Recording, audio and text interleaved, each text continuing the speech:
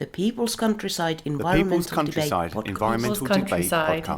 People's Countryside Environmental Debate Podcast. People's Countryside Environmental Debate Podcast. The People's Countryside Environmental Debate Podcast. Do you think we've stopped listening to each other? Your former Prince Andrew, Mandelson, Trump, all must be appreciating the current affairs distraction brought about by the war in Iran. This is the People's Countryside with me, Stuart Wood, Perfect Mabbott, and over there is William. Yeah, well, you didn't call this William Manklow. No, you didn't call this podcast podcast in the last episode the People's Countryside Environmental Date, did you at all? No, I didn't. No. I'm William Manklow. Thanks very much for being with us for this episode of the podcast. So in these charades we call episodes, we have two listener questions. We never see them or rarely see them before we press record. You hear our answers cold. They are charades, definitely. Yeah. Many interns from Oxford University have said, well, we need to do research, make yourself the experts. But that's because they're in their comfort zone of doing research and making yourself an expert. Actually, speaking from the hip and just showing we've got no fucking idea what we're talking about. We're just pissing in the wind like everybody else. Some subjects we have being our bonnet about it. Some subjects we have of experience in life about it. But sometimes we'll be presented with a question, and we just have to go with it and see what comes out. What comes out of our thoughts. Yeah.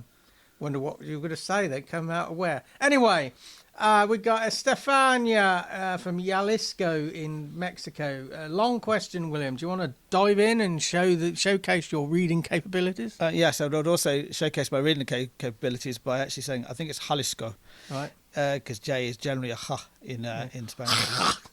No, that's Welsh. I've now alienated all the Welsh listeners, if we have any. They don't get podcasts in Wales. Anyway, so you know what the Welsh are. No, I won't finish that joke. Right. Don't finish any joke. Estafania, thank you very much for your question, and it's quite a long bit of text here, so I will try and break this down into bite-sized chunks. Break it down, exactly.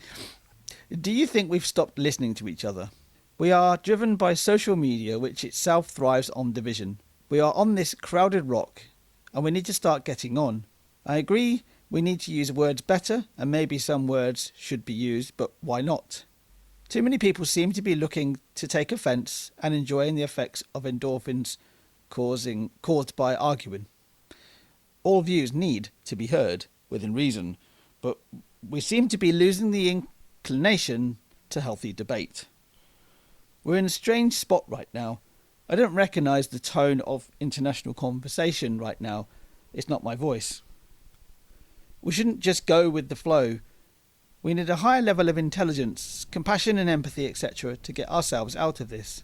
We have done better. We need to do better. And right now, we are acting very small and narrow-minded. On the final point there, just to begin with, we are acting very small and narrow-minded. I think that's been a trait of humanity for our whole existence. I think we've always been small and narrow-minded, or have those tendencies at least.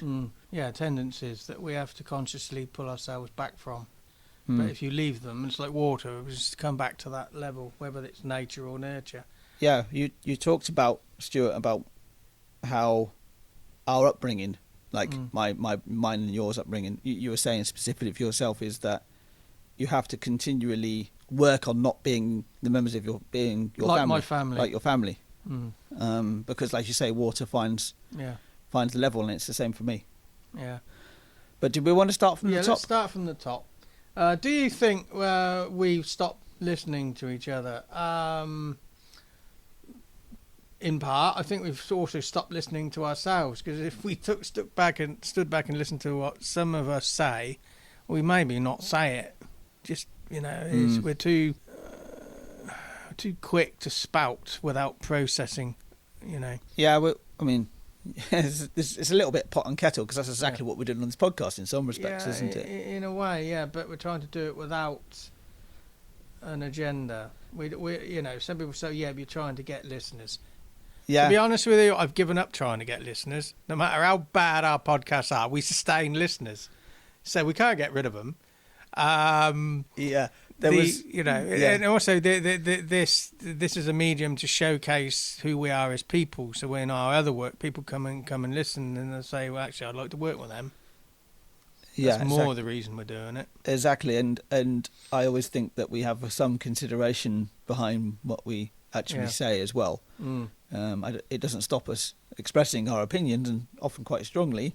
But there's always a good intention behind what we say, I would say. Would you agree with that?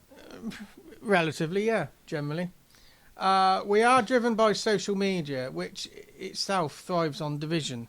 Yeah, absolutely. It's social media came out of like Friends Reunited and stuff. People wanting to get back in touch, but it's more than that now. It's its own monster, and well, it's driven by algorithm, which is the first sort of addition of AI. This whole thing about this AI revolution and AI is going to change our life. AI already has changed our life because algorithms, well, they just feed on what people go towards, and that is negative. That is negative conversations. Yes, like the genetic modification. It's been here a long time. It has been here a long time, but all you have to do is look on Facebook and just, for example, and just see.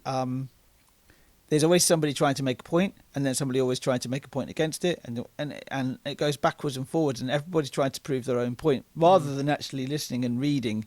Yeah. I once had a conversation on a Facebook post. It was actually around the Oxford United Football Club. That was a short conversation. It was an interesting conversation because they made this point about this post, and I then went back with them with some facts and just say, look, this is not true. And they then said something else, and I said, well, this is still not true. But if they read back all their comments, it is almost like the third time they replied to what I was saying was completely deviated from what they originally had said. And it was every time they replied, it was something you could feel that it was a dig at myself. Rather than actually trying to discuss the point, because the social media becomes that. It becomes that I am right, you are wrong, and that's again the whole idea, that we've stopped listening to each other and, as you say, ourselves. Next bit in the question, we are on this crowded rock and we need to start getting on. Well, yeah, we've known that, but since Cain and Abel, we've never actually worked it out. But yeah, the crew of the Artemis 2 said, when you actually are out in space, and it's Christina Cook who said it, one of the Artemis 2 crew, she said that if you look at the Earth and you can see it and it's amazing, you can see it all in one go, it's just one rock, but it wasn't so much just the Earth that was really fascinated her, was the fact that we are completely surrounded by darkness. Oh yeah. We were just this thing just floating in space. And not many. There are very few people have had that experience of seeing the Earth that way, and photographs won't do it justice. Also, the people on like the space station, International Space Station, they're not that far away. No, so they don't really get the whole planet in view. Just Yeah, they're only I think it's about 250 miles up, which really isn't very far away at all. Yeah. But once you get out towards beyond the orbit of the moon, the moon actually becomes bigger than the Earth in perspective. But yeah, that whole idea of, and that's exactly what they were saying. That one of the things she was asked was, do you see yourself as being in a team or a crew? And she said, well, it's a crew because a crew works together in any way, shape or form, in bad times, in good times. It's just how a good crew works together. And she said when she was up on the spacecraft, she's like, well, in a way, everybody on Earth should be a crew. We should be working together. But we don't, do we? Because we're all idiots. Next part of the question, I agree we need to use words better, and maybe some words shouldn't be used, but why not? Yeah, absolutely. There are these buzzwords that actually are just overused. And there are other words that we feel, oh well, society's moved on. You could say that in the 70s, but you can't say it now. Sometimes it's just a word, and it's just all the baggage that's hanging around it. It's not been dealt with, so we feel uncomfortable about not saying a word. So I think instead of not saying certain words, we have to continually process, why aren't we saying this word? Because it might be complete stupidity that's doing that. And anything else for you? No, just the next part is interesting. So too many people seem to be looking to take offence and enjoying the effects of endorphins caused by arguing. That's what's happening on social media. It's a hobby. They're getting payback from it. Good endorphins. Yeah, but they're not good endorphins, are they? Because that's how that. My stomach is making lots of grumbling noises. Hopefully that comes back out on the mic and drowns out the interference on the cables here. But it's not good endorphins, is it? Because that feeds into your everyday life. Yeah, you get into every situation like that. You know, you're at a shop and they've shortchanged you, or there's something gone wrong. You automatically take offence to that. Aggressive driving, yeah, exactly, yeah. Whereas, you know, I do try my best to live quite an enlightened way of thinking. And well, if somebody cuts me up on the road, they could be a very aggressive cunt. But you know, just let them Williams. I think that may be the first time Williams said that on air. But me getting aggressive and angry about it also makes me a cunt as well. So two of them. So, and I think you should bleep those two out, really. But. Don't know. But how I react to it is just to let them go on their way. But equally, that person could also just be having a difficult time and they're not necessarily concentrating and they are feeling stressed. So, you know. I find it interesting it says here people like to take offence. They're looking to take offence. Yeah, you go into things try to take offence. I mean, we know somebody who would literally drive into situations to make them worse. But I remember being confronted them, they wouldn't argue. They'd get turned into a little bit of a shrinking violet. Yeah, well, that's what some people are like. But I remember being in a situation in the car. We sat with this person, and they were driving. And it was like we were driving around the plain in Oxford. If you don't know Oxford, it's just a flipping roundabout, for crying out loud, with a big plane tree in the middle of it. Anyway, and this person did pull out late. But they decided to drive into it, and I thought, we're going to have an accident here. We didn't, but you could just feel it. You know, all it would take was one slip of the pedal, and we'd be into the side of that car. Yeah. And whoever was in the wrong there, it would have still been a fucking accident. So you know, if you are one of these people that seems to be looking to take offence in your life all the time, just take a step back and think. Is it really worth the energy? There's far more important things in your life to put your energy What are into. they distracting themselves from? Exactly, yeah. Because it isn't. Social media is a big distraction. What are we distracting ourselves from individually? Yeah. Okay, it says next bit. All views need to be heard within reason, but we seem to be losing the inclination for healthy debate. Yeah, absolutely. We're too divided. We don't see it as debate now. We see it as arguing. Yeah, and a good debate is really good to have. Debate is presenting each side of the argument and then analysing where you stand on it. But nowadays we come out of it standing on the same side as the argument as we're arguing. Yeah, we won't concede. What I'm about to say might sound a bit ridiculous, considering I'm talking into a microphone and you're just listening to the words I'm saying.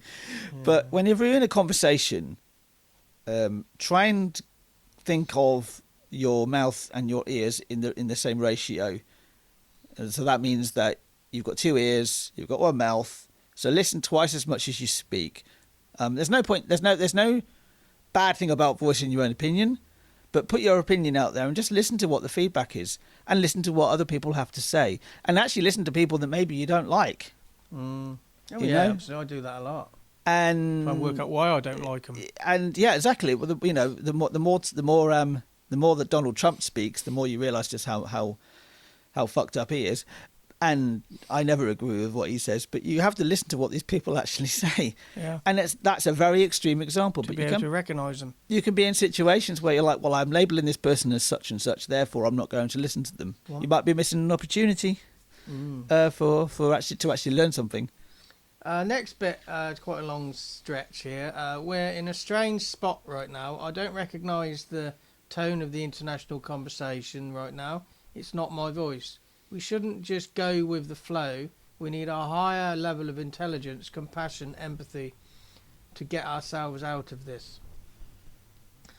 Yeah, the problem is that we're always looking for somebody to head up our side of our views. So we join that club, and then very easily you turn into defending our club. Yeah. But yeah, it's interesting to say you don't feel that the international conversation is your voice. Yeah. Right now, in particular. Yeah. So obviously, previously, you feel it has Estafania. Interesting. And it says we have done better, which obviously potentially means that we've done better. We need to do better, and right now we are acting very small and narrow-minded. Oh, absolutely. Yeah, we're all guilty of that. But when we're surrounded by this small and narrow-minded culture, it's very hard to pull yourself out of that. So the environmental action could be just try and pull yourself out of the mass culture you're part of, and see where individual sustainability can come in, where then mass sustainability can be built from. I don't know, just a thought. Anything else to say? Not really. That was a long question. Okay, let's go back to Bronwen and then in Atlanta, Georgia, USA. Yeah, Bronwen's question. Do you want to read this one out? You go on. You're on a roll. Bronwen's question is, Epstein files, your former Prince Andrew, Mandelson, Trump, all must be appreciating the current affairs distraction brought about by the war in Iran. Easy to hide bad news during those times. I mean, you could argue. I would probably stand on my grave or die on my grave, whatever the phrase is. You're already in your grave, so yeah. I think in your grave. I think I've just made a grave mistake. Yeah. That Trump has done this because of the Epstein files. Oh, you cynic. Well, but then he's also a narcissist. I was listening to a podcast on the way up this morning, and one of the things that is said about Trump is that, and it was, hold on a second. While you're looking for that, people might not like Keir Starmer, but he very strongly stands up for himself against Trump. Very strongly. I admire it, but that's his legal training coming out there. Yeah. Alistair Campbell was the person I was thinking of. He was yeah. on somebody else's podcast, and he basically says what Trump does is it's just always a distraction. Yeah. It's almost like a reality TV show because of he's just going for the next thing, and then he used to do what was his name, Alistair Campbell. He used to distract the public. No, Trump. I'm talking about. Yeah, but he used to do that himself. So that's why you can recognise it in Trump, because he recognises what Trump's doing. He's distracting. Yeah, exactly. I see. I take your point. But Trump is. It's all about. He was the Apprentice, wasn't he? He did the Apprentice, a reality TV show, and he sees that as, I think that's how that's his own policy himself. But yeah, I do really think that Trump's done this because Epstein files. It's so big. Yeah, he's all over them. I mean, it's not Prince Andrew. Former Prince Andrew is Andrew Mountbatten Windsor is his name. Yeah, why do we keep calling him the former Prince Andrew? Because he's still Prince. Well, he doesn't have the title anymore. I don't have anything to say on this. I just want to read this question again. The Epstein files. Your former Prince Andrew, Mandelson, Trump, all must be appreciating current affairs distraction brought about by the war in Iran. Easy to hide bad news during those times. This is happening all the time. The leaders are distracting us all the time. I just want to leave this question hanging. And then you take a bit of time just thinking, how are you being distracted? And who are you being distracted by? That's all I want to say on that. Because the question should be framed and put on the wall. Shouldn't be, I think we need to allow listeners just to contemplate this. That's anything else? No, but thank you very much for your question, Bronwen. You sent several questions in to us. Yeah. We hope you're enjoying or getting something from our discussions. Yeah. So next up, we got Ray from Sauk Centre, Minnesota. Then Toby from Hallertroe, Somerset's back. Then we got Val from Categfa, Wales. Tony from Ashford in the Water, Derbyshire, England. Mary from Brassington, England. Martin from Clanassa, Wales. Paul from Clyweny, Wales. Susan from Chapel on the Frith, Derbyshire, England. Clodagh in Larne. And we got Paul Banks from New York, USA. He actually put, because Paul sent this question in the last week via my Wildman Wildman Productions Facebook page, and he put Paul Banks, New York. I'm assuming it's USA. I don't think there's another New York, is there? Not that I'm aware of. Well, there might be somewhere. Might be a new New York. Well, there's the old York, isn't there? Yeah. Yes. Yeah. So I'm saying you're from the USA, but I'm not sure. You didn't say. So thanks, Paul. Thanks, everybody who's got questions lined up. Thank you if you're thinking about sending in a question. I've been me, he's been him, and this has been the People's Countryside Environmental Debate Podcast. Goodbye.